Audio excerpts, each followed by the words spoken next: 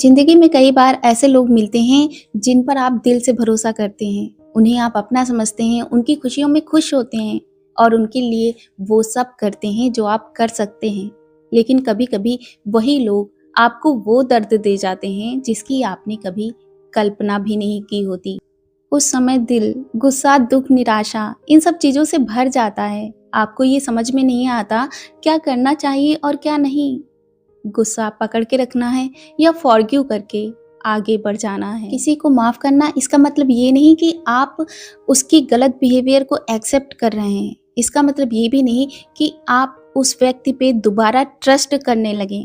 Forgiveness means letting go of the pain, यानी कि उस दर्द को धीरे धीरे छोड़ देना। जब आप किसी से नाराज़ रहते हैं या उसके लिए अपने दिल में गुस्सा रखते हैं तो सबसे ज़्यादा तकलीफ आपको ही होती है। वो इंसान शायद अपनी ज़िंदगी में आगे बढ़ चुका होता है, लेकिन आप उसी दर्द में फंसे रहते हैं।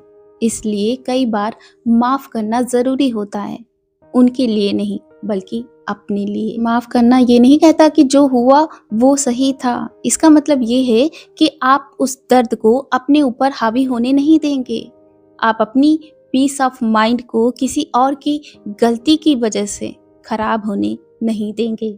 बहुत से लोग सोचते हैं माफ़ करना कमज़ोरी है, लेकिन माफ़ करना कमज़ोरी नहीं, ये स्ट्रेंथ है। हर कोई माफ़ नहीं कर सकता, इसके लिए मजबूत दिल और स्ट्रॉन्ग माइंडसेट की ज़रूरत होती है। जब आप किसी को माफ़ करते हो तो आप अपने दिल का बोझ हल्का कर लेते हो।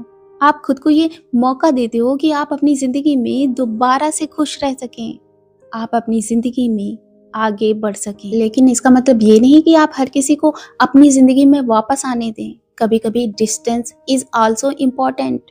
आप किसी को माफ़ कर सकते हैं, लेकिन उससे डिस्टेंस बनाकर भी रख सकते हैं, क्योंकि ज़िंदगी का सबसे बड़ा रूल यही है, protect your peace, respect yourself and move on with grace. क्योंकि जब आप सच में ऐसा करते हैं तो आप अपनी लाइफ में आज़ाद होकर आगे बढ़ पाते हैं।